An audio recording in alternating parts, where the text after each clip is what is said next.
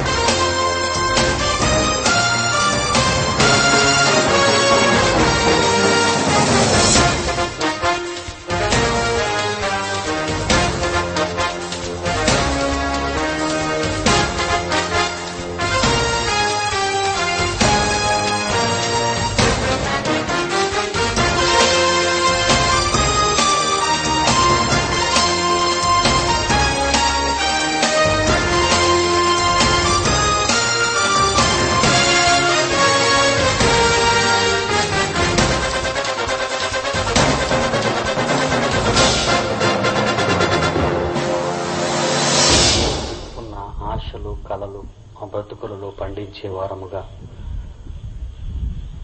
మమ్మను నడిపించుమని, ఈ పట్టణాన్ని, ఉక్కు నగర వాస్తవ్యులను దీవించుమని యేసునామాన్ని ప్రార్థన సమర్పిస్తున్నాము తండ్రి.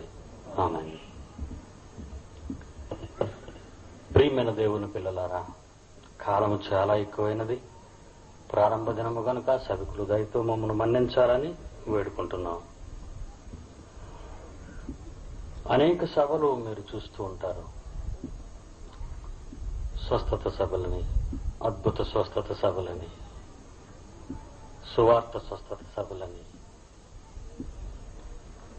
రండి వినండి రక్షణ పొందండి అని ఒక బాణీకి అలవాటు పడిన సభలు మీరు ఎక్కువగా చూస్తూ ఉంటారు. ఇక్కడే కాదు, యావత్ ప్రపంచంలో. అయితే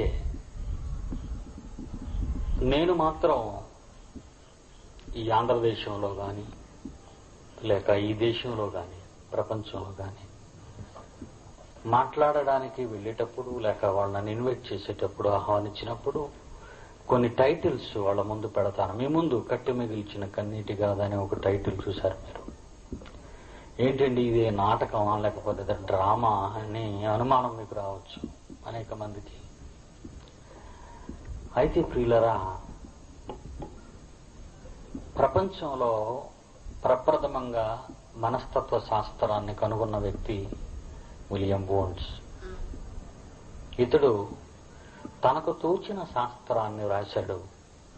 దానిని ప్రపంచం అంగీకరించింది చాలా వరకు.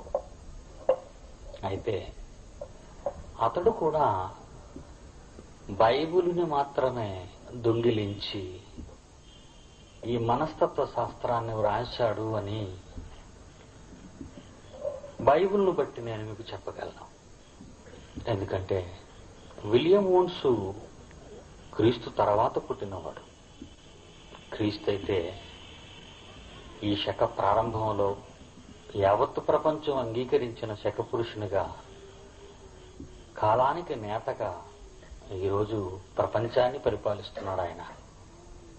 ఆయన మాటలను అనేక మంది యూరోపియన్ కంట్రీస్ లో ఉన్నవారే కానీ, లేక అమెరికా లాంటి దేశాలలో ఉన్న జ్ఞానవంతులే కానీ బైబిల్ను బాగా పఠించి ఆధారం దొరికినప్పుడు తమ పేర్లతో శాస్త్రాలను ప్రజల ముందుంచి వారి శాస్త్రాలుగా చెప్పుకోవటం విశేషం.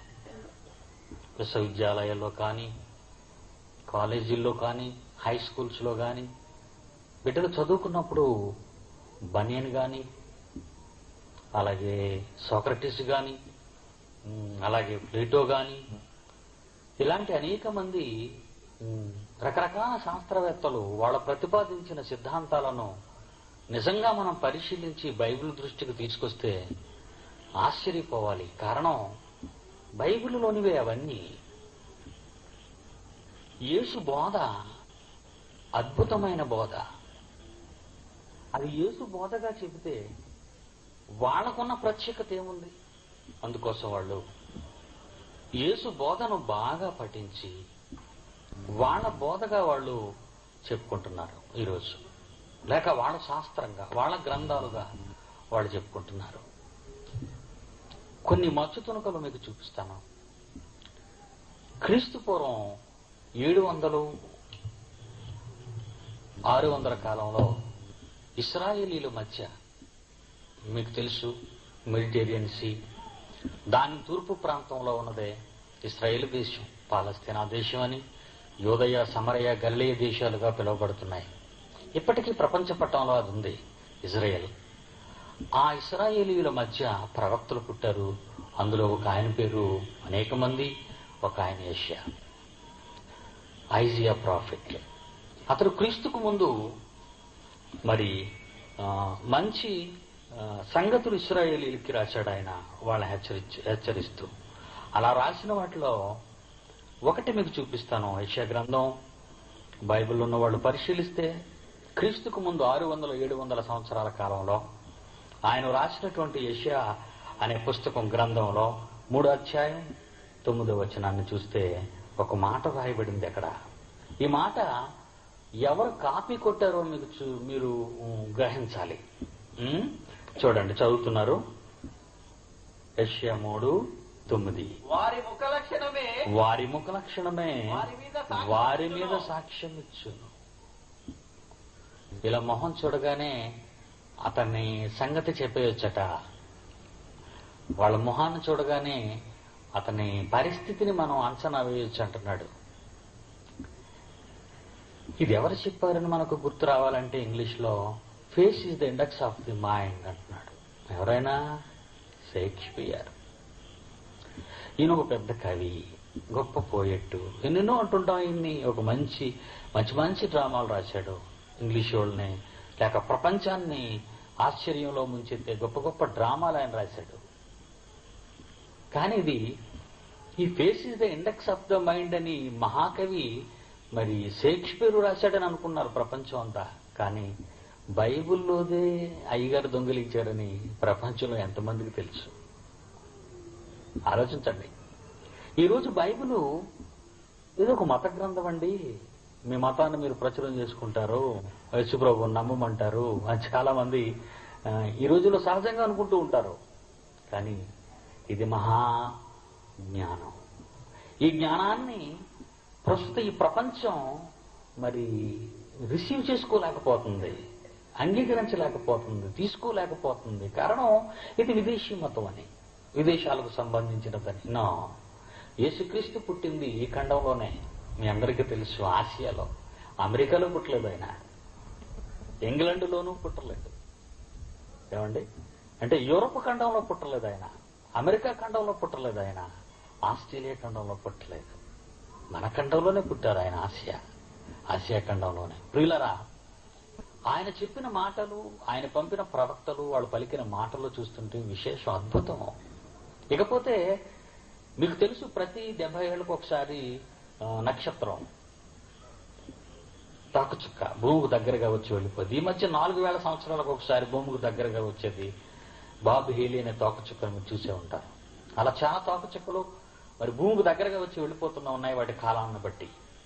అలాగే ఒక తోకచుక్క భూమికి 70 ఏళ్లకు ఒకసారి భూమి దగ్గరగా వచ్చి వెళ్ళిపోవటం మరి మనకు తెలుసు. న్యూస్ పేపర్లు మరి ఎన్నెన్నో ఎంతో మంది శాస్త్రవేత్తలు తమ అభిప్రాయాలు చెప్పారు.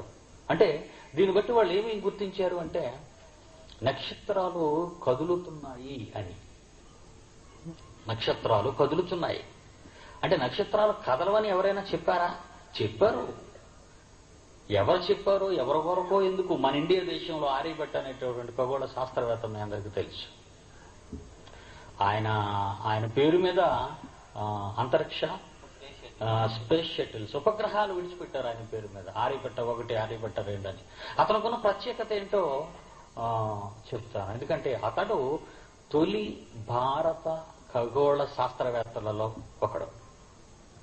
తొలి భారత ఖగోళ శాస్త్రవేత్తల్లో ఒకడు. అతడు అసలు నక్షత్రాల కథలు అనేసాడంటే ఆయన సిద్ధాంతం. 499 క్రీస్తు శకం 499 పాటలీపుత్రంలో ఈయన పుట్టాడు.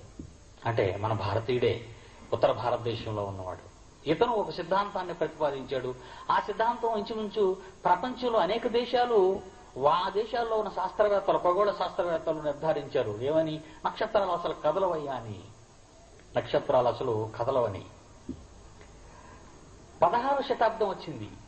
1600 సంవత్సరాలు. 1997 కదండి, 1997 సంవత్సరాలు ఇప్పుడు నడుస్తుంది. 97 1600 సంవత్సరంలో, అంటే ఇప్పటికి సుమారు ఒక 400 సంవత్సరాల క్రితం మరి ఇంగ్లాండ్ దేశానికి చెందినటువంటి ఒక వ్యక్తి ఈ తోకచుక్కని చూశాడు. 70 ఏళ్లకు ఒకసారి భూగ్రహానికి దగ్గరగా వస్తున్న ఈ తోకచుక్క. అంటే అతడు ఈ ఖగోళ శాస్త్ర, అంతవరకు ఉన్న ఖగోళ శాస్త్రాన్ని తలకిందులు చేశాడు ఆయన నక్షత్రాల విషయంలో. ఎందుకంటే నక్షత్రాలు కదలవని ప్రపంచం అంతా అనుకుంది, కానీ నక్షత్రాలు కదులుతున్నాయి అని నిరూపించాడు 16వ శతాబ్దంలో. మరి ఈ నక్షత్రాన్ని చూపించి 70 ఏళ్లకు ఒకసారి భూమి దగ్గరగా వచ్చి వెళ్ళిపోతుంది, చూడమన్నాడు ప్రపంచం అంతటిని. ప్రపంచం అంతా చూసింది ఆ నక్షత్రాన్ని. అందుకే ఆ నక్షత్రానికి హేలీ అని పేరు పెట్టారు. ఎందుకంటే ఎడ్మండ్ హేలీ శాస్త్రవేత్త పేరు. ఆ శాస్త్రవేత్త పేరు ఎడ్మండ్ హేలీ. హేలీ అని ఆ తోకచుక్కకు పేరు పెట్టారు. అంటే 1600 సంవత్సరాల వరకు నక్షత్రాలకు కదలికలు లేవని అంది ఈ శాస్త్ర ప్రపంచం. కానీ మన బైబిల్లో ఈ ప్రకటన గ్రంథానికి ముందు, అంటే 65వ పుస్తకం ఉంది, అది ఒకే ఒక అధ్యాయం యోధా గ్రంథం అని. మీకు తెలిసింది. ఇదేదో మనం ఈ రోజు మన బైబిల్ని నిరూపించుకోవటానికో లేకపోతే ప్రస్తుతం రాసుకొచ్చిన మాటలు కావు ఇవి. ఎందుకంటే ఈ బైబిల్ ఎప్పుడో ముద్రించబడింది. అందులో మీరు 13వ వచనాన్ని పరిశీలిస్తే ఒక చక్కని మాట రాయబడింది అక్కడ. 13వ వచనంలో, యూదా పత్రికలో ఒకే అధ్యాయం 13లో చివరి మాట, మార్గము తప్పి తిరుగు చుక్కలు అన్నాడు అక్కడ. చూసారా, విశేషం ఏంటంటే నక్షత్రాలు తిరుగుతున్నాయి. తిరుగుతున్న నక్షత్రాలలో మార్గం తప్పి తిరిగే నక్షత్రాలున్నాయి. నక్షత్రాలు తిరుగుతున్నాయి. తిరుగుతున్న నక్షత్రాల్లో మార్గం తప్పి తిరిగే నక్షత్రాలున్నాయి. ఎప్పుడు చెప్పాడండి మాట? మొదటి శతాబ్దం, క్రీస్తు శకం 66. ఈ పుస్తకం ఎప్పుడు రాయబడిందో తెలుసండి? యూదా పత్రిక క్రీస్తు శకం 66. క్రీస్తు శకం 66లో నక్షత్రాలు కదులుచున్నవన్నాడు యూదా ఈ పత్రిక రాసిన ఆయన. మరి ఏ శాస్త్రం గుర్తించింది? ఏ ప్రపంచం గుర్తించింది? ఇన్ని గుర్తించలేదు. ఏదో మత గ్రంథం అండి, మతానికి సంబంధించిన సంగతులు ఏదో రాసేసుకుంటున్నారండి అనొచ్చు. కానీ విశేషం ఏంటంటే మొదటి శతాబ్దంలోనే 66లో యూదా గారు నక్షత్రాలు కదులుచున్నదన్న వార్తను ప్రకటించారు ప్రపంచానికి. ది బైబిల్ అన్నారు దీన్ని ఈ రోజు ప్రపంచంలో. The Bible. ఏ దేశం వెళ్ళండి, ఏ ప్రాంతంలో చూడండి, ఇదే బైబిలు. ఇదేది ఈ రోజు ఈ సభ కొరకు, నా ప్రసంగం కొరకు నేను సిద్ధం చేసుకున్న బైబిల్ మాత్రం కాదు ఇది. దేవుని పిల్లలారా, బైబిల్ యొక్క విశిష్టతను చెప్పటానికి ఈ 2 చిన్న ఉదాహరణలు మీ ముందు ఉంచాను. ఒకసారి మీరు ఆలోచించండి. బైబిల్ మత గ్రంథం అని, క్రైస్తవ్యం మతం అని ఈ రోజు మన దేశంలో అనేక మంది దుమ్మెత్తిపోస్తున్నారు మన మీద. ఇది విదేశీ మతం, మీరు విదేశాలకు వెళ్ళిపోండి అనే మాటలు కూడా మనం విన్నాం గత కాలంలో. అనేక అభాండాలు యేసుస్వామి మీద వేస్తున్నారు ఇప్పటి వరకు అనేక మంది. ఈ మధ్యనే హేతువాదులు, నాస్తికులు కిమ్మనకుండా ఊరుకున్నారు. కారణం, నేను వాళ్ళని సవాలు చేశాను. యేసు లోకరక్షకుడు కాదని గాని బైబిల్ కూడా అన్ని మత గ్రంథాల వలె ఒక అబద్ధాల పుట్టని ఒకవేళ మీలో ఎవరైనా అనుకుంటే పెద్ద ఆయన రమ్మన్నా. అబ్రహాం కోవూరు, ఆ తర్వాత వచ్చిన వాళ్ళలో అబ్రహాం కోవూరు అప్పటికి నేను చాలా చిన్నవాడిని, చదువుకుంటున్నాను. మరి నేను జ్ఞానం కలిగి నేను పోటీకి నిలబడే టైంకి భారత హేతువాద సంఘానికి అధ్యక్షుడు రావిపూడి వెంకటాద్రి, భారత నాస్తిక సమాజం కూడా నాతో పోటీ పడడానికి ఈ హేతువాద సంఘ అధ్యక్షుడు రావిపూడి వెంకటాద్రిని వాళ్ళు సపోర్ట్ చేశారు. భారత నాస్తిక సమాజం, భారత హేతువాద సంఘం. కానీ పాపం రావిపూడి వెంకటాద్రి పోటీకి రాలేకపోయాడు. కారణం, వాళ్ళు నిలబెట్టారు తప్ప నిలబడడానికి గుండె ధైర్యం సరిపోలేదు. ఎందుకంటే వాళ్ళు శాస్త్రజ్ఞులు రాసిన శాస్త్రాలను మాత్రమే చదివారు. కానీ ఈ శాస్త్రజ్ఞులు తయారు చేసిన ఈ శాస్త్రాలుకి మూల కారణమైన బైబిలులో ఎంత శాస్త్రం ఉందో పాపం ఈ అమాయకులకి తెలియదు. ఎందుకంటే శాస్త్రజ్ఞులే బైబిల్ పక్కకు పెట్టినప్పుడు అమాయకులైన ఒక రాయపూడి వెంకటాద్రి గాని, లేకపోతే చనిపోయిన అబ్రహాం కోవూరు లాంటి వాళ్ళు గాని, ఇప్పుడున్న ఎడమరుకు లాంటి భారత హేతువాద సంఘ జనరల్ సెక్రటరీకి గాని బైబిల్ సరిగ్గా తెలియదు. ఒకవేళ తెలుసుంటే పిడి సుందర్రావు ఎప్పుడూ సిద్ధంగా ఉంటాడు. దేవుని పిల్లలారా, క్రైస్తవులు మన ఈరోజు మనం చెప్పటానికి చెప్పుకోవటానికి గర్వపడాలి. ఎందుకంటే నిజంగా అతను అంగీకరించి ఈ మహావేదాన్ని మనం కలిగి ఈరోజు ఈ ప్రపంచంలో మరి భూమినే తలక్రిందులు చేసేవారమని పరిశుద్ధాత్మదేవుడు మన పట్ల ఒప్పుకున్నాడు. మీరెవరు భూమిని తలక్రిందులు చేయవారు ఇక్కడకు వచ్చి ఉన్నారు అంటున్నాడు. 17:6 అపోస్తల కార్యాల్లో భూమిని తలక్రిందులు చేయవారు ఇక్కడకు వచ్చి ఉన్నారు. క్రైస్తవులు ఎవరు? భూమిని తలక్రిందులు చేయవారు. అంటే జ్ఞానంలో చాలా గొప్పవాళ్ళు. ఎంత గొప్పవాళ్ళో ఒక చిన్న శాంపుల్ వాడు 10వ శతాబ్దంలో అపోస్తలుడైనటువంటి పౌలు మరి మాసిదోనియాలో ఉన్న కొరింథీ పట్టణం, అంటే యుగస్లోవియా అని పిలువబడుతున్న యూరప్ ఖండంలో బోస్నియా, క్రూసియా లాంటి భయంకరమైనటువంటి మారణ హోమాలు జరుగుతున్న ప్రాంతాలు ఇవి. ఒకప్పుడు దాని పేరు మాసిదోనియా, అందులో కొరింథీ పట్టణం, అందులో ఉన్న క్రైస్తవులకి ఉత్తరాన్ని ఆయన రాస్తున్నాడు. ఆయన ఏంటి ఐడియా చూడండి. అంతరిక్షంలో మనకు కనిపించే నీలంగా ఉన్న ఆకాశంలో, అంతరిక్షంలో నక్షత్రాలకు ఆవల, ఈ మనకు కనిపిస్తున్న చూసరే నక్షత్రాలు, వాటికి అవతలంట, వాటికి ఆవల అపారమైన జలరాశులున్నాయని ఎప్పుడు తెలిసిందండి వీళ్ళకి? ఎప్పుడు తెలిసింది? 96లో తెలిసింది అమాయకులకి. 96లో తెలిసింది. ఇండియాలో మన అమాయకులకి 16వ తేదీ 10వ నెలలో చెప్పారు. అదే కదండి మరి దాని అర్థం. అసలు ఈ నాసా అంతరిక్ష పరిశోధనాశాలకు ఎప్పుడు తెలిసింది? 96వ సంవత్సరంలో నక్షత్రాలకు ఆవల అపారమైన జలరాశులు ఉన్నాయట పాపం. ఇప్పుడు క్రీస్తుకు పూర్వం 1000 సంవత్సరాల కాలంలో దావీదు అనే చక్రవర్తి ఇశ్రాయేలుని పరిపాలించాడు. క్రీస్తుకు పూర్వం 1000 సంవత్సరాల కాలంలో దావీదు అనే రాజు ఇశ్రాయేలుని పరిపాలిస్తూ ఆ కాలంలో ఆయన ఒక గ్రంథాన్ని రాశాడు. అది కీర్తనల గ్రంథం. మీ అందరికీ తెలుసు, మీ దగ్గర ఉన్న 150 అధ్యాయాలు కలిగిన అతిపెద్ద పుస్తకం. ఆ పుస్తకంలో 148 4వ వచనం చూడండి. 148 4వ వచనం చదువుతున్నారు. పరమాకాశములారా, ఆకాశముపైనున్న జలములారా. చూసారా ఎంత చక్కగా ఉందో. అమెరికా అంతరిక్ష పరిశోధనాశాలకు ఎప్పుడు తెలిసింది పైన నీళ్లున్నాయని? మొన్న తెలిసింది. అంటే చాలా చిన్న పిల్లలు వాళ్ళు. ఇప్పుడు నాసా వాళ్ళందరి దగ్గరికి మనం బెత్తం పట్టుకుని వెళ్ళి కూర్చోండి, సిద్ధావన్ అని చెప్పాలి వాళ్ళకి. బైబిల్ ఎంత గొప్పదో మీరు తెలుసుకోవాలి ఈరోజు.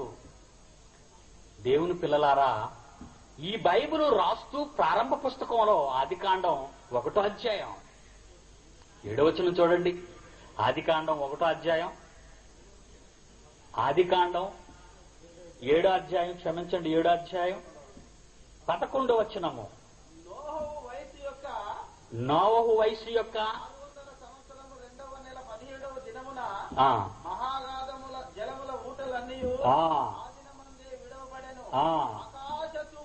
ఆకాశ తూములు విప్పబడెను. ప్రపంచమంతా మొలగాలి అంటే కొంచెం దార పైనుంచి వాంటింగ్ అయింది ఆ రోజు. మీకు అర్థమైందండి? భూమి మీద ఉన్న సముద్రాలు సరిపోక పైనుంచి కొంత వాటర్ను దించే పరిస్థితి ఏర్పడింది లోకంలో ఉన్న అప్పటి జనాంగాన్ని క్లోజ్ చేయటానికి. ఆకాశపు గంగ. దేవుని పిల్లలారా, యేసు బోధ అద్భుతమైన బోధ. అందుకే ఒక మాట చూడండి, మత్తయి సువార్త, మరి ఆయన కొండ మీద ప్రసంగాలని మనం చెప్పుకుంటుంటాం. 5వ అధ్యాయం, 6వ అధ్యాయం, 7వ అధ్యాయాలు ఏంటి? ఆ 7వ అధ్యాయంలో ఆఖరి మాట చూడండి దయచేసి. మత్తయి సువార్త 7వ అధ్యాయము 28-29 వచనాలు. 28-29 వచనాలు. యేసు ఈ మాటలు చెప్పి ముగించినప్పుడు జనసమూహములు ఆయన బోధకు ఆశ్చర్యపడిరి. ఆయన బోధకు ఆశ్చర్యపడిరి. ఎందుకు ఆశ్చర్యమైన బోధ? కాకమ్మ కథలు చెప్పడు, అంతే కదండి. సాక్ష్యములు చెప్పడు, కాకమ్మ కథలు చెప్పడు. మరి ఏం చెప్తాడు? వండర్స్, వాస్తవాలను ప్రపంచానికి నోరు విప్పి యేసు మాట్లాడుతుంటే ఒకనాటి ప్రపంచం తలక్రిందులైంది. ఏంటి ఇతని మాటలని? ఈ రోజు దేవుని వాక్యాన్ని చెప్పి ప్రజల హృదయాలను కదిలించలేని చేతగాని వాళ్ళు లేనిపోని గారడీలు చేస్తూ మనుషులను రాబడుతున్నారు.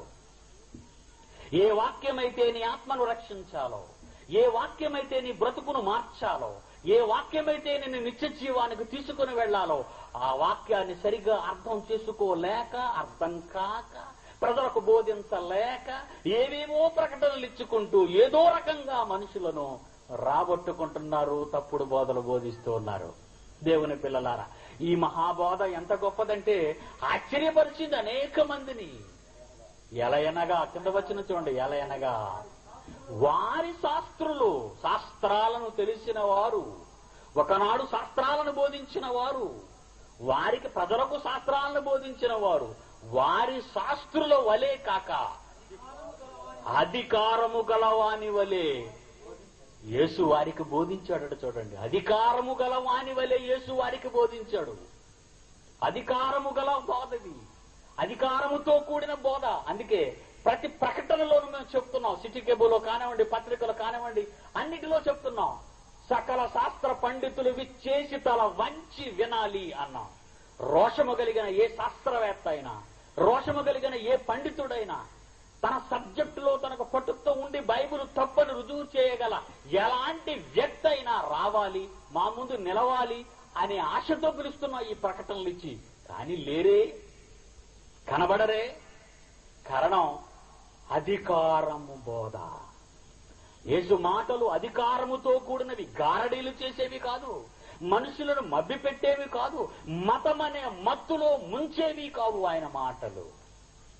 మతం అనే మత్తులో ముంచే బోధలు కాదు ఆయనవి. కనుక ఒకనాడు సామాన్యమైన చిన్ని కుటుంబంలో పుట్టిన ఈ వ్యక్తి, అక్కడ నుండి అతని మాటలు ప్రజ్వరిల్లాయి 2000 సంవత్సరాల క్రితము. మహాసముద్రాలు, మహాపర్వతాలు దాటి యావత్ ప్రపంచాన్ని ఆక్రమించుకున్నాయి. దేవుడు లేడనే వారిని, దేవుడు ఉన్నాడు ఎవరో తెలియని వారిని, అలాంటి అనేక మంది వ్యక్తులను రాబట్టుకొని ఈ రోజు మంచైనా చెడైనా యేసును నమ్మిన వారు ప్రపంచ జనాభాలో 570 కోట్ల మందిలో 200 కోట్ల మంది క్రైస్తవులు హైయెస్ట్ జనరేషన్ గా ఉన్నారు. ఈ రోజు హైయెస్ట్ మెజారిటీ. ఎంత వండర్ అండి ఇది. సామాన్యుడు, ఒక సామాన్య కార్పెంటరీ కుటుంబంలో పుట్టాడు ఆయన. వడ్రంగవాణి కుమారుడు ఆయన. ఈయన మరియమ్మ యోసేపు కుమారుడు కాడా అంద ఆనాటి ప్రపంచం. ఆయన గుర్తించలేదు ఆ రోజు. కానీ ఆయన మాటలు మధ్యధరా సముద్రాన్ని దాటింది. మధ్యధరా సముద్రాన్ని పైకి పోతే యూరప్ దేశాలను కదిల్చింది. మధ్య సముద్రాన్ని దాటి పశ్చిమ తీరానికి వెళ్లి అమెరికా, ఉత్తర అమెరికా, దక్షిణ అమెరికా లాంటి గ్రీన్లాండ్ లాంటి దేశాలను తల్లడెంప చేశాయి. ఆ తర్వాత తూర్పు దేశాలకు పాకింది. సోదర సోదరీమణులారా, ఈ రోజు క్రైస్తవుడు లేని దేశమేది, క్రైస్తవుడు లేని ప్రాంతమేది, క్రీస్తును ఎరుగని వారు ప్రపంచంలో ఎక్కడ ఉన్నారు? ఏ వ్యక్తిని ఎరుగని వారైనా ఈ ప్రపంచంలో ఉండొచ్చేమో కానీ, ఈ మహాత్ముడు నీ దేశానికే పరిమితం కావచ్చేమో గాని, ఒక లింకన్ అమెరికా దేశానికి పరిమితం కావచ్చు, ఒక మహాత్మా గాంధీ ఇండియా దేశానికే పరిమితం కావచ్చు, లెనిన్ రష్యా దేశానికే పరిమితం కావచ్చేమో కానీ యేసు క్రీస్తు యావత్తు ప్రపంచానికి పరిచితుడు. కారణం, ఇంతమంది కోట్ల ప్రజలలో వారి గుండెల్లో చోటు చేసుకున్న మహానాయకుడు, విప్లవవాది అయిన ఆ విప్లవ జ్వాల 2000 సంవత్సరాల క్రితము ప్రారంభమై ఈ రోజు ప్రపంచాన్నంతటనే కాలుస్తూ ఉంది ఆయన జ్ఞానంతో. ఆలోచించండి ప్రియులారా, ఆ జ్వాలలో నుండి, ఆ వేడిలో నుండి పుట్టినది ఈ కట్టె మిగిల్చిన కన్నీటి గాథ. ఈ కట్టె మిగిల్చిన కన్నీటి గాథలో మీద కొన్ని వాక్యాలు రాశాను నేను. అభ్యుదయాల అంగడిలో దొరకని కదా, జ్ఞానుల జ్ఞానానికి అందని కదా, పండితుల పాండిత్యములో లేని కదా, కవుల కళాల్లో రాని కదా, మానవ మేధస్సుకే మరుగైన కదా, మనదైన నేటి భయంకర గాథే మీరు చూస్తున్నా వినబోతున్నా కట్టె మిగిల్చిన కన్నీటి గాథ. అందరూ ఎన్నో చరిత్రలు రాశారు, ఎన్నో పుస్తకాలు రాశారు, ఆత్మకథంటూ, ఆ కథంటూ, ఈ కథంటూ ఎన్నో కథలు రాశారే తప్ప తన మీదున్న ఒక కట్టె ఉందని, దానికి అంటూ ఒక కథ ఉందని ఈ రోజు ఏ కవి ఆలోచించకపోవటం దురదృష్టకరం. ఆలోచించండి ప్రియులారా, ప్రపంచంలో మనిషి భార్య కంటే, పిల్లల కంటే, ఉద్యోగం కంటే, ఆస్తి కంటే, పదవి కంటే ఎక్కువగా ప్రేమించేది తన శరీరాన్ని తనకంటేను. ఈ లోకంలో దేనిని కంటేను, అన్నిటికంటేను ఈ లోకంలో మనిషి ప్రేమించేది తన శరీరాన్నే. ఈ శరీరాన్ని ప్రేమించిన నీవు నేను, అదేంటంటే మరలా శరీరాన్ని ప్రేమించిన నీవు నేనేంటి అంటే, నేను నా శరీరాన్ని ప్రేమిస్తున్నాను అని అర్థం.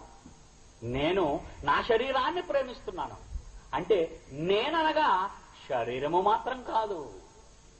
నేననే మాటకు శరీరం కాదు. డాక్టర్ దగ్గరికి వెళతారు మనం అంతా అప్పుడప్పుడు. రోగం వచ్చినప్పుడు డాక్టర్ గారి దగ్గరికి వెళ్తాం. డాక్టర్ గారు నా కన్ను బాగులేదు, ఐ స్పెషలిస్ట్ కి చూపిస్తారు. డాక్టర్ గారు నా గుండె బాగులేదు, కార్డియాలజీ స్పెషలిస్ట్ కి చూపిస్తారు. డాక్టర్ గారు నా చర్మం బాగులేదు, స్కిన్ స్పెషలిస్ట్ కి చూపించవచ్చు. అలాగే మీ పళ్ళు బాగులేవు, దంతాలు బాగులేవు, డెంటల్ స్పెషలిస్ట్ కి చూపించవచ్చు. అక్కడికి మనం వెళ్ళి ఏం మాట్లాడతాం? నా కన్ను బాగులేదు, నా ముక్కు బాగులేదు, నా గుండె బాగులేదు, టోటల్ గా నా బాడీ బాగులేదు అంటుంటాం అప్పుడప్పుడు. టోటల్ గా నా శరీరం బాగులేదు, నా ఒంట్లో బాగులేదండి అంటాం.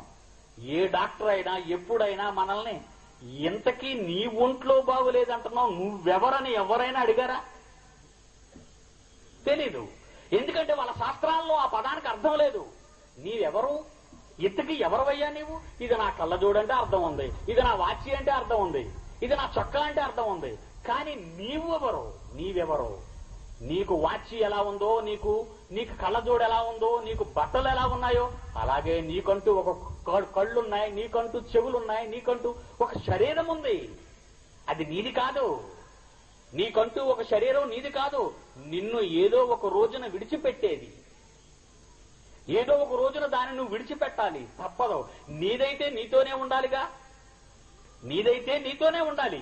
మరి నీది కానిదే కదా నువ్వు విడిచిపెట్టాలి. విడిచిపెట్టబడేదంతా కూడా నీది కాదు. ఒక రోజు దీన్ని మనం విడిచిపెడతాం.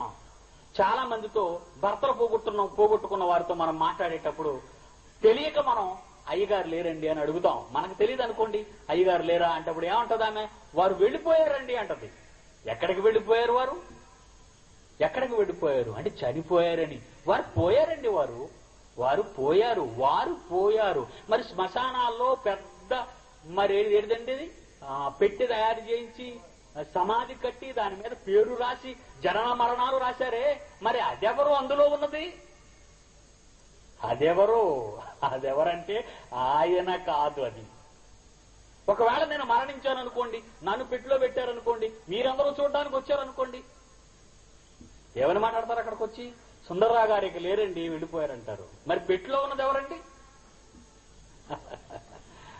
చాలా మంది చాలా కథలు రాశారు, ఎన్నో కథలు, ఆత్మకథట, శరీరం కథ మర్చిపోయారు పాపం. ఏమంటే పెద్ద వాళ్ళు మన దేశంలో ప్రెసిడెంట్ మొదలుకొని చిన్నవాడి వరకు ఆత్మకథలు రాశారు. ఇండియాలో రాశారు, ప్రపంచంలో రాశారు. పాపం ఆత్మ అంటే ఏంటో తెలియని అమాయకులు వీళ్ళంతా. ఆత్మ అంటే ఏంటో తెలియని అమాయక జనులు వీళ్ళంతా. పాపం ఆ కథలే నిజమైన కథలు అనుకున్న అమాయకులు ఎంతో మంది చదువుతున్నారు వాటిని. ఈ రోజు నేను చెప్పే ఈ కథ ఆత్మ కథ మాత్రం కాదు, కట్టె యథార్థ గాథ, ఈ శరీరం యొక్క యథార్థ గాథ. అందువలన మానవ జీవితంలో ఒక అపూర్వమైనటువంటి శక్తి ఉంది. That is power. అది ఆత్మ. దానికి చావు లేదు, దానికి ముగింపు లేదు, దానికి పుట్టుక లేదు, దానికి నాశనము లేదు. ప్రస్తుతము ఈ భూ వాతావరణానికి సంబంధించి భూమి మీద జీవించటానికి ఈ సూటు, ఈ కట్టె, ఈ శరీరాన్ని ధరించుకుంది ఆత్మ. అదే నీవు, అదే నేను. చంద్రమండలానికి వెళ్ళాడు ఆర్మ్స్ట్రాంగ్ 1969లో. 69లో చంద్రమండలం మీదకి ఈ కట్టెతో వెళ్లాలంటే కుదరదు. దానికంటూ ఒక కట్టె తయారు చేశారు. 500 కోట్ల రూపాయలు విలువ చేసే సూటు చంద్రమండలం మీద తిరగటానికి. ఆ సూట్ లో ఆర్మ్స్ట్రాంగ్ గారు ఎలా గంతులేశారు మీరు చూడొచ్చు. చిన్నపిల్లవాడు అప్పుడప్పుడు లేచి నిలబడి ఎలా నడుస్తాడో అలా నడిచాడు అక్కడ. అంటే 500 కోట్ల విలువ చేసే ఒక సూటు, ఒక శరీరాన్ని శాస్త్ర పరిజ్ఞానానికి సంబంధించి ఆ వాతావరణాన్ని తట్టుకునే ఒక సూటును తయారు చేసింది అమెరికా. ఈ అంతరిక్ష పరిశోధనాశాలే. దేవుని పిల్లలారా, అమెరికాలో ఉండడానికి అమెరికా భూమండలం నుంచి చంద్రమండలం మీదకి వెళ్లాలంటే ఆ వాతావరణాన్ని తట్టుకోవడానికి ఒక సూట్ అవసరం. అదే సూర్యగోళంలోకి వెళ్లాలంటే ఆ వాతావరణాన్ని తట్టుకోవడానికి ఒక ఒక సూటు మనకు అవసరం. అంగారకుడు మీదకో, బుధుడి మీదకో, గురుని మీదకో, లేక శనిగ్రహం మీదకో వెళ్లాలంటే ఈ కట్టెలతో వెళ్లలేము. ఈ కట్టె భూగ్రహానికి మాత్రమే పరిమితం. మనం ధరించుకున్న ఈ శరీరాలు కేవలము భూమి వాతావరణానికి సంబంధించినవి. భూమి మీద మాత్రమే ఈ కట్టెలతో బ్రతకగలము గాని మిగిలిన గ్రహాలలోనూ గాని 200 కిలోమీటర్ల భూమి పైకి వెళ్లినా సరే ఈ కట్టె ఉండదు, నిలవదు, బ్రతికి బట్ట కట్టలేదు. కనుక ఈ కట్టె మనకు శాశ్వతం కాదు. ఈ భూమి మీద ఉన్నంత కాలము మనతో మన మీద ఉంటుంది. ఇలా ఉండడానికి దీనికి ఉన్న వెనక చరిత్ర ఏమైనా ఉందా? అసలు ఈ శరీరాలలో మానవుడు ఎందుకు ఉండాలి? ఈ శరీరాలలో మానవుడు ఎందుకు జీవించాలి? ఏంటి అవసరం? దీనివల్ల ఏవైనా ఉపయోగం ఉందా అని మనం ఆలోచించి ఈ వేద గ్రంథాన్ని పరిశీలిస్తే మహోన్నతమైన సంగతులు మనకు బయటపడుతుంటాయి. యోహాను సువార్త 6వ అధ్యాయము 63వ వచనం చూడండి ప్రియులారా. యోహాను సువార్త 6వ అధ్యాయం. ఎక్కువగా మాట్లాడను నేను, ఇవాళ ఆలస్యంగా అయింది కనుక తొందరగా ముగిస్తాను. యోహాను సువార్త 6వ అధ్యాయము 63వ వచనము. ఆత్మయే జీవింపజేయుచున్నది, శరీరము కేవలము నిష్ప్రయోజనము. ఆత్మయే జీవింపజేయుచున్నది, శరీరము కేవలము బొత్తిగా నిష్ప్రయోజనమైనది. శరీరం అంటున్నాడు బొత్తిగా. ఒక మేక శరీరం మనకు కావాలా? కావాలి, మాంసం తినడానికి. ఒక కోడి శరీరం కావాలా? చాలా అవసరం మనకి దాన్ని తినడానికి. ఒక చేప శరీరం కావాలా? కావాలి, భుజించటానికి. ఏ శరీరం అయినా మనకు కావాలి. మన శరీరం ఎవరికైనా కావాలేమో అడగండి. ఎవరికి అవసరం లేదు. చనిపోయాడు భర్త. అయ్యో నా భర్త చనిపోయాడని భార్య ప్రలాపిస్తూ ఉంటది. మనకు కూడా బాధగా ఉంటది. ఏమండి? మరి ఎప్పుడైతే మనం పాడిని లేపుతామో పాపం ఇంకా బాధపడిపోతుంటది భార్య. అయ్యో అయ్యో అయ్యో అని. ఏమండి? పోనీలే ఏడుస్తుంది, బాధపడిపోతుంది, సరేలేమో ఉంచేసుకో అని అనండి. ఎవరిష్టపడతారు ఉంచుకోవటానికి? అది ఉండటం వల్ల ఎంత శ్రమ, ఎన్ని బాధలు. పక్కోళ్ళకి నిద్ర పడుతుందా? ఈ పక్కోళ్ళకి నిద్ర పడుతుందా? ఎదురోళ్ళకి నిద్ర పడుతుందా? చాలా మందికి ఇబ్బందికరమైనది. ఎవ్వరికి అవసరం లేదు. దేవుని పిల్లలారా ఆలోచించండి. ఈ శరీరం ఎంత భయంకరమైనది, ఎంత అసహ్యకరమైనది. ఎవరికి కావాలి? ఏనుగైతే చచ్చినా బ్రతికినా 1000 రూపాయలు అన్నారు. చాలా బాగుంది. నా చిన్నప్పుడు మాట అది. ఏమండి? వాళ్ళ అన్న మాటల్లో ఏనుగు చచ్చినా బ్రతికినా 1000 రూపాయలే అండి. మరి మన పరిస్థితి ఆలోచించుకుంటే ఇది ఎవ్వరికి అవసరము లేనిది. అందుకంటున్నాడు దేవుడు మహావేదంలో, ఆత్మయే జీవింపచేయుచున్నది, శరీరము కేవలము నిష్ప్రయోజనము. ఆత్మ శరీరములో ఉన్నప్పుడు ఒక నిప్పు మీద కేవలం ఒక ఫింగర్ వేలు పడినా సరే ఆ మంటకు బాధపడిపోతాం మనం. అదే ఆత్మ శరీరాన్ని విడిచిపెట్టిన తరువాత ఆ శవాన్ని అలా కట్టెల మీద పెట్టి కాల్చినా నన్నెందుకు కాలుస్తున్నావని ఎవరి శరీరం బాధపడదు. ఆత్మ శరీరాన్ని విడిచిపెట్టిన తరువాత ఆ శరీరాన్ని తీసుకెళ్లి లేక శవాన్ని తీసుకెళ్లి ఒక కట్టెల మీద పెట్టి కట్టెల మీద మంటల్లో పడేస్తే నన్నెందుకు కాలుస్తున్నావని అనదో. దీన్ని బట్టి మీరు ఆలోచించండి, ఎవరికి బాధ? ఈ మంట వేదన, ఈ మంటల్లో వేదన, ఈ మంటనే బాధ దేనికి? ఆత్మకు. ఆత్మ లేని నాడు ఈ శరీరాలలో ఆ శవాన్ని మీరు కట్టినా, కాల్చినా, పూడ్చినా దానికి బాధ అనేదే తెలియదు. అందుకే అన్నాడు, ఆత్మయే జీవింపచేయుచున్నది, శరీరము కేవలము నిష్ప్రయోజనమైనది. నిష్ప్రయోజనమైన ఈ శరీరానికి ఆత్మ అయిన నీవు నేను మనకున్న ఈ చిన్న జీవిత ఆయుష్కాలములో మన బ్రతుకునంతా ఊడిగం చేస్తూ బ్రతుకుతున్నాం ఈ కట్టి కోసం, ఈ శరీరం కోసం. ఉదయం లేచారు, ఎవరి కోసం? ఉద్యోగానికి వెళ్ళారు, 8 గంటలు పని చేస్తున్నారు, ఎవరి కోసం? ఇంటికొచ్చారు, ఎవరి కోసం? విశ్రాంతి తీసుకున్నారు, ఎవరి కోసం? మరలా ఉదయాన్నే మీ దైనందిన జీవితం ప్రారంభమైంది. ఉదయాన్నే లేవగానే బెడ్ టీ అంటుంది, పోశారు. ఆ తర్వాత బ్రష్ పెట్టు, పేస్ట్ పెట్టు, టంగ్ క్లీనర్ పెట్టు అంటుంది, పెట్టారు. ఆ తర్వాత నేను స్నానం చేయాలి, నీళ్లు పెట్టు, మళ్ళా వేడి నీళ్లు పెట్టు, చల్లనీళ్ళైతే నాకు పడదు, జలుబు చేస్తుంది. ఎంత సేవ దీనికి. ఆ తర్వాత టిఫిన్ పెట్టు లైట్ గా, తింటావు. ఆ తర్వాత మధ్యాహ్నం ఎంత పెట్టు, రాత్రి అంత పెట్టు. ఆ తర్వాత పండుకోవడానికి మంచి పడక ఏర్పాటు చేయి. ఏసీ కావాలి, కూలర్ కావాలి. నేను తట్టుకోలేకపోతున్నాను, చెమటలు వచ్చేస్తున్నాయి, ఊపిరి అందటం లేదు. ఏం చేస్తున్నావు నువ్వు? ఎంత బాధ, ఎంత ఉడిగవండి, ఎంత ఉడిగం చేస్తున్నాం మనం. ఎందుకయ్యా ఈ చదువులన్నీ చదువుతున్నారు అని అంటే ఎవరైనా చెప్పే మాట ఏంటో తెలుసా? కోటి విద్యలు కూటి కొరకట. కోటి విద్యలట. దేనికి? ఈ శరీరంలో ఒక కడుపు అనే ఒక పెద్ద మీ స్టీల్ ప్లాంట్ లో ఇన్ని రాళ్లను కరిగించేది ఉంది చూసారా, అలాంటిది కుంపటై. బాయిలరా, ఫర్నేసా, చూసి ఏమనుకుంటారో మీరు? ఎంత వెయ్యండి, ఎక్కడ దండకారణ్యంలో ఆ కొండలన్నింటినీ పిండి చేసి వేగన్ల మీద తీసుకొచ్చి ఆ బర్నెస్ లో పోస్తుంటే కాలిపోతుంటుంది, ఇనుము కరిగిపోతుంటుంది నీడులా. కానీ అది మాత్రం అలాగా కరిగి కొండలను కరిగించేస్తున్నట్టుగా ఈ కడుపు అనేది ఉందో చూసారా. నా జీవితంలో 47 ఇయర్స్ అండి. ఇప్పుడు నాకు 47 నా జీవితంలో. ఈ 47 సంవత్సరాల్లో ఎన్ని వేల బస్తాలు నేను తినుంటానో మీరు అంచనా వేయండి. ఎన్ని డ్యాములు వాటర్ తాగుంటానో మీరు అంచనా వేయండి. కానీ 5 అడుగులకు మించి లేను. ఎన్ని లక్షల కోళ్లు తినుంటాను, ఎన్ని వేల గొర్రెలు తినేసుంటాను. కానీ అలాగే ఉన్నాను.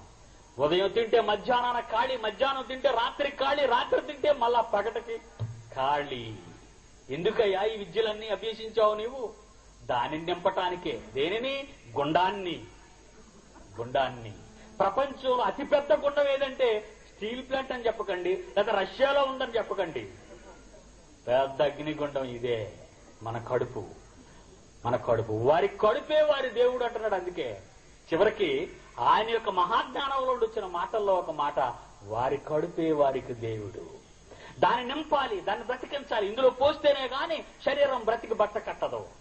ఉదయం లేచినప్పటి నుంచి రాత్రి పడకకు చేరినంత వరకు కట్టు బానిసగా మారిపోతున్నాం మనం దాన్ని పెంచటానికి. చివరికి మిగిల్చేది ఏంటది? ఏం చేస్తుంది? చిన్ననాటి నుండే పిల్లలు స్కూల్కి పంపుతాం, ఇంగ్లీష్ మీడియంలో చదివిస్తాం, పెద్ద పుస్తకాలు చదివిస్తాం. ఫస్ట్, సెకండ్, థర్డ్, ఫోర్త్ పెద్ద విద్యలు అభ్యసిస్తాడు. దేనికి? ఇంజనీర్ అవ్వాలి, డాక్టర్ అవ్వాలి, మినిస్టర్ అవ్వాలి, బోలెడంత డబ్బు సంపాదించాలి. విదేశాల్లో అయితే ఇంకెక్కువ డబ్బు వస్తుంది కనుక అక్కడికి వెళ్ళి ఉద్యోగం చేయిస్తాం. దేనికి ఇదంతా? ఆ శరీరాన్ని పెంచటానికి, ఈ ఆకారాన్ని పెంచటానికే ఈ అవస్థ అంతా. ఆలోచించండి ప్రియులారా, దీనికోసమేనా ఈ బ్రతుకంతా? చివరికి నీకు అది మిగిల్చేది ఏముందో ఒక్కసారి ఆలోచించు. ఎన్నో కథలు రాశారు, ఎంతో మంది రాశారు. కానీ దీని కథను మాత్రం రాయటానికి, దీని కథే మీకు జ్ఞాపకం రావటానికి అది ససేమిరా ఒప్పుకోదు. నేననగానే నేను ముందుకు అది వస్తుందే గాని ఆ నేను అనేది ఆ శరీరంలో ఉన్న ఆత్మ అని ఎంతమందికి తెలుసు? దేవుని పిల్లలారా, మన మాటల్లో ఎన్నో నిజాలు చెబుతున్నావు ఈరోజు. నేనంటే ఆత్మ, శరీరం కాదు. దేవుని పిల్లలారా, ఈ రాత్రి ఈ కట్టె మిగిల్చిన కన్నీటి గాథ ఈ భాగంలో మీరు ఆలోచించవలసింది, ప్రపంచంలో మనిషి అన్నిటికంటే ఎక్కువగా ప్రేమించేది తన శరీరాన్ని. ఆ శరీరానికి కావలసినది ఇవ్వటానికి ఆ ఆయుష్కాలం అంతటినీ దారపోసి తన బ్రతుకును కన్నీటిమయంగా మార్చుకుంటున్నాడు. పళ్ళు రాలి, జుట్టు ఊడి, కళ్ళు కనబడక, శరీరం అంతా ముడతలై ఏం మిగులుతుందో నీకని ఆలోచిస్తే ఎంతట చచ్చిపోదామని ఎదురు చూసే ఎంతో మంది వృద్ధులు మన కళ్ల ముందున్నారు. ఆ మరణం వచ్చినా బాగుండండి, చావొచ్చినా బాగుండండి అని ఆఖరి కాలంలో అనుకున్న వారు ఆత్మీయుల దగ్గర, కన్న బిడ్డల దగ్గర ఆనందం కరువై ఎంతో మంది హోముల్లో జాయిన్ అయి అక్కడ తమ చివరిక జీవిత కాలాన్ని గడపటం కూడా మనందరికీ తెలుసు. కనుక ఈ శరీరం ఎంత భయంకరమైనది. మన కవుల్లో అనేక మంది కొన్ని మాటలు చెప్తారు. ఆ మాటల్లో ఒకటన్నారు వాళ్ళు, తన కోపమే తన శత్రువు. నీ కోపమే నీ శత్రువయ్యా అంటున్నారు వాళ్ళు. మరి బైబిల్ ఏముందో తెలుసండి? నీ కోపమే నీ శత్రువు కాదయ్యా, నీ శరీరమే నీ శత్రువు. కోపం అనేది శరీరం అనే కర్మాగారము నుండి వచ్చిన ఒక భయంకరమైన ఆయుధం. ఈ శరీరం అనేది ఒక పెద్ద కర్మాగారం. ఈ కర్మాగారంలో కోపం అనేది ఒకటి పుట్టింది, వ్యభిచారం అనేది పుట్టింది, దొంగతనం అనేది పుట్టింది, దోపిడీ అనేది పుట్టింది, మోసం అనేది పుట్టింది, అన్యాయం అనేది పుట్టింది, అక్రమం అనేది పుట్టింది. కోపం ఒక్కటే నీ శత్రువు అట. ఎంత చమత్కారి ఈ శరీరం! ఏమండి, కోపం ఒక్కటే నాని శత్రువు? లేదు. ఈ శరీరములో కోపం ఒక్కటే లేదు, భయంకరమైన ఎన్నో పాపాలు ఇందులో నిలయమై గూడు కొట్టు ఒక చెట్టుకి తేనె పట్టు ఎలా పడుతుందో అనేక పాపాలకు నిలయమే ఈ దేహమని ఈ రోజు మీరు మర్చిపోకూడదు. అపోస్తుడైన పౌలు మనస్తత్వ శాస్త్రాన్ని సవాలు చేస్తూ మొదటి శతాబ్దంలో రాసిన అద్భుతమైన మాట బైబిల్లోంచి మీకు చూపిస్తాను. రోమపత్రిక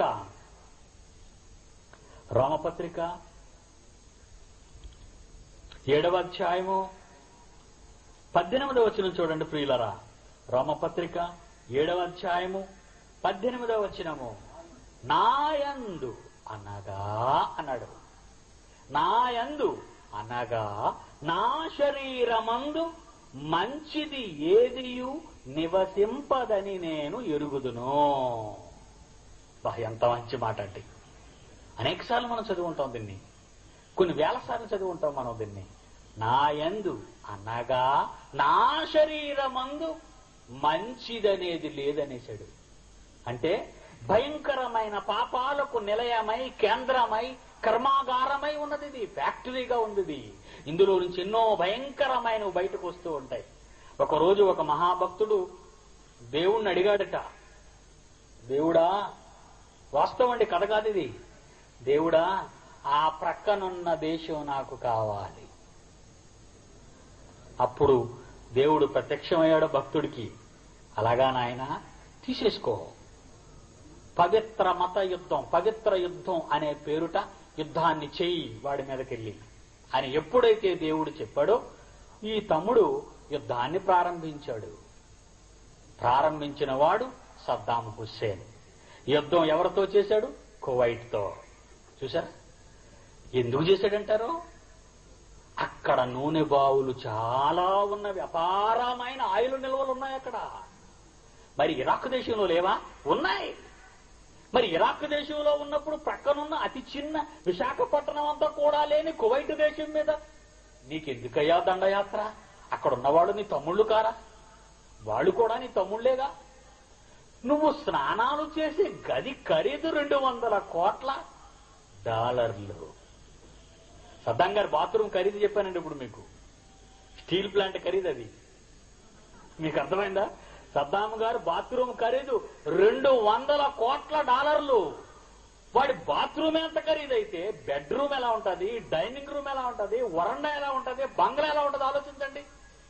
$200 కోట్ల ఖరీదు చేసే బాత్రూమ్ లో స్నానం చేసే నీవు ప్రక్కన నీ పొరుగు దేశమైన నీ సొంత తమ్ముడిని కోల్చాలనుకుంటున్నావా? నీవు ఏ దేవుడు చెప్పాడు రా నీకు? ఎక్కడున్నాడు రా దేవుడు? నీ దేవుడు చెప్పాడు ఆ మత యుద్ధం చేయమని, లేక పవిత్ర యుద్ధం చేయమని? ప్రక్కనున్న తమ్ముడిని ఊచకోత కోసావే. 10 లక్షల మంది ఇరాకీ మగవాళ్లంతా చచ్చిపోయారే. 10 లక్షల మంది ఆడవాళ్లు భర్తలు లేక విలవిలలాడుతున్నారే. ఈ రోజు ఇరాక్ దేశం భయంకరమైన బాధలతో, రోగాలతో ప్రపంచ దేశాలని అన్నార్తుల ఆహారం కోసం అలవటించిపోతున్నారే. భయంకరమైన గల్ఫ్ యుద్ధం చేసి ప్రపంచాన్నంతటిని, మనలాంటి చిన్న దేశాలని కూడా భయాభ్రాంతులు చేసి రేట్లన్నింటినీ పెంచి గల్ఫ్ ఛార్జీలనే పేరట దోచుకుంటున్నారు. ఈరోజు ఒక్కడిలో పుట్టింది దౌర్భాగ్య స్థితి. ఎక్కడి నుంచి పుట్టింది? అతని శరీరంలో. అది గని.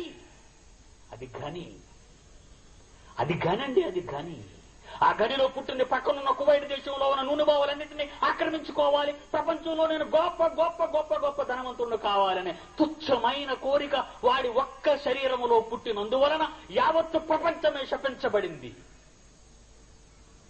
భూ వాతావరణం కలుషితమైంది. భూ వాతావరణంలో అనేక చెట్లు చేమలు నశించిపోయి, అనేక పక్షులు చచ్చిపోయి, అనేక జంతువులు మాడిపోయాయి. వాతావరణం ఈ రోజు కాలంలో భయంకరమైన పరిస్థితులు. ఏ కాలం చూడండి ఆ కాలం వాతావరణాన్ని పోగొట్టుకుంది. కారణం ఎక్కడో ఒక కట్టె. ఆ కట్టెలో పుట్టిన తప్పుడు కోరిక. ఆ కోరిక వలన అనేక మంది నరజాతి శాపానికి లోనవుతున్నారు.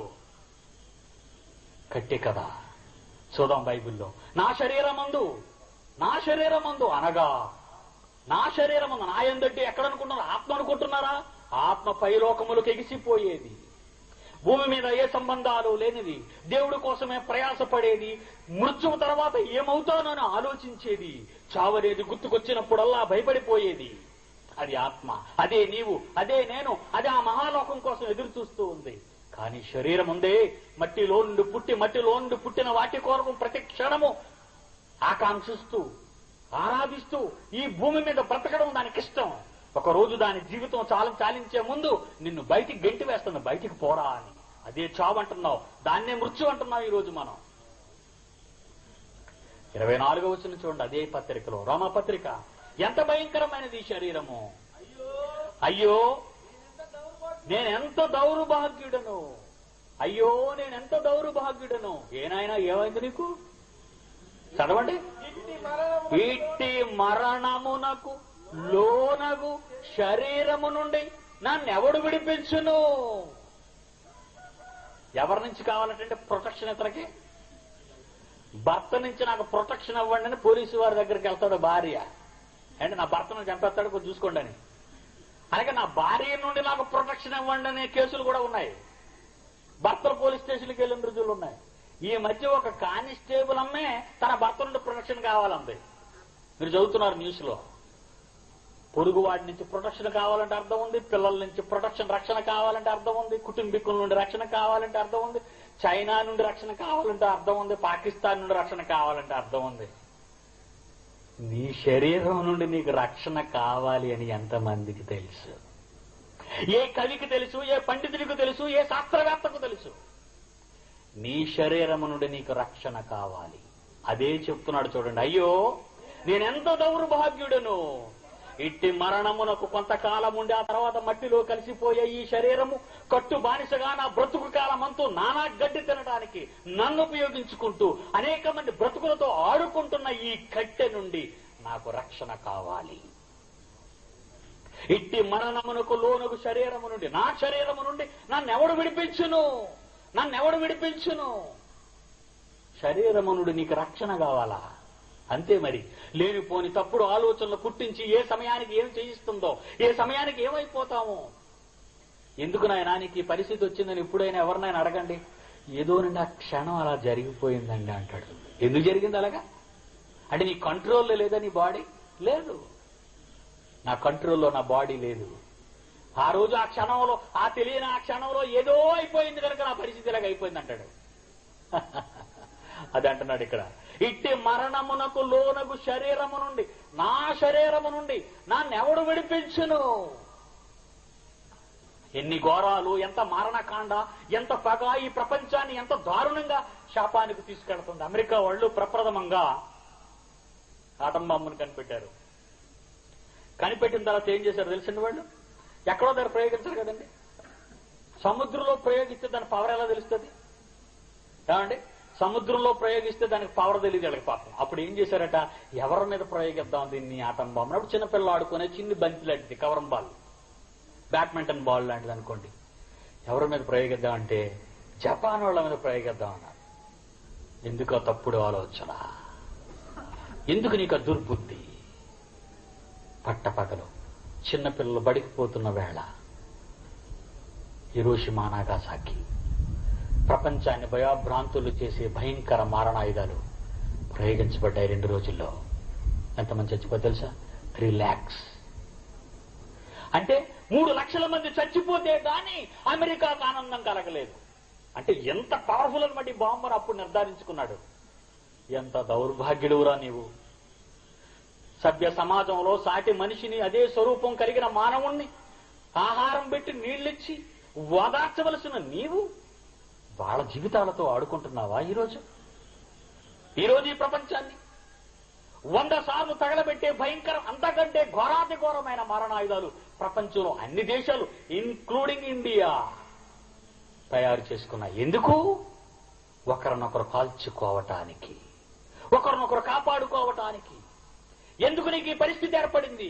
నీకంటే నీ శరీరము. అయ్యో ఇట్టి మరణమునకు లోనుకు భయంకరమైన నా శరీరము నుండి నన్నెవడు విడిపించును? ఆఖరిగా ఒక మాట చదువుదాం. యాకోబు పత్రిక 4వ అధ్యాయము 1వ వచనము నుండి.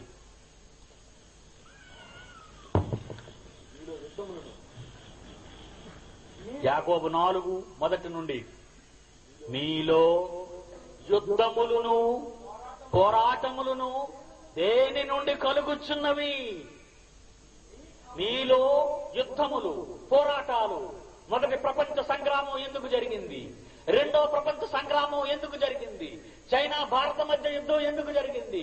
చైనా పాకిస్తాన్ మధ్య, ఈ ఇండియా పాకిస్తాన్ మధ్య ఎందుకు యుద్ధం జరిగింది? ఆలోచించండి. ఎందుకు యుద్ధాలు జరుగుతున్నాయి? మీలో యుద్ధములను పోరాటములు దేని నుండి కలుగుతున్నవి? మీ శరీరము, దానికి కొన్ని అవయవాలు ఉన్నాయి. మీ శరీరములో ఉన్న అవయవాలలో పోరాడు మీ భోగేచ్ఛల నుండియే కదా.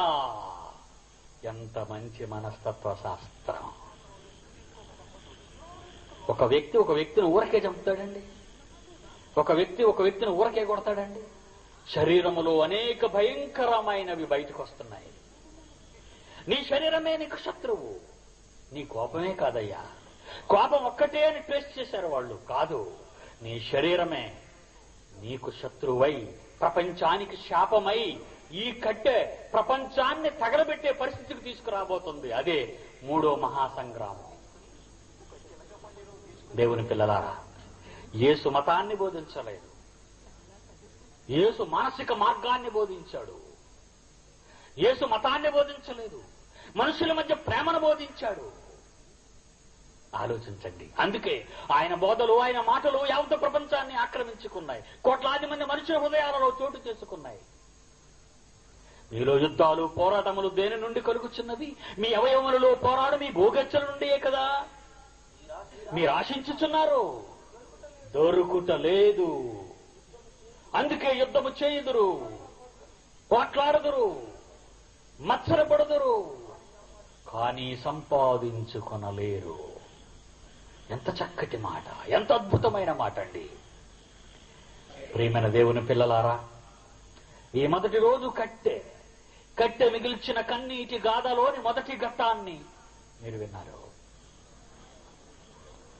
మిగిలిన ఘట్టాన్ని రేపు చూద్దాం. ప్రపంచాన్ని ఏకఛత్రాధిపత్యంగా చేసుకుని పరిపాలించాలనుకున్న హిట్లర్ తన కట్టెలో పుట్టిన తప్పుడు ఆలోచనల వలన ప్రపంచాన్ని ఓచకోత కోయాలనుకున్న నియంత వాడికి వాడే కణతలో పీల్చుకొని చచ్చిపోయాడు. వాడి కట్టెలో పుట్టిన తప్పుడు కోరికలవి. ప్రపంచాన్నంతటినీ జయించాలనుకునే గ్రీకు మహాచక్రవర్తి అలెగ్జాండర్ చిన్న రోగంతో కాలం చెల్లిపోయాడు. ఎంతమంది చరిత్రలో ప్రపంచంలో చూపించమంటారు? కట్టెలలో పుట్టిన అతి చిన్న సాధారణమైన వాటి వల్లనే నాశనం అయిపోయారు. దానిని నమ్ముకుంటే వాళ్ళ బ్రతుకు కన్నీటి మయంగా మారుస్తుంది అని మిమ్మల్ని మేలుకొల్పడానికే తప్ప మరో మతాన్ని బోధించడానికి, మరో సంఘాన్ని కట్టడానికి, మా సంస్థలో చేరిపోండి చెప్పడానికి మేము మీ మధ్యకు రాలేదు. మమ్మల్ని అపార్థం చేసుకోవద్దని మనవి చేస్తూ ఈ కార్యక్రమాన్ని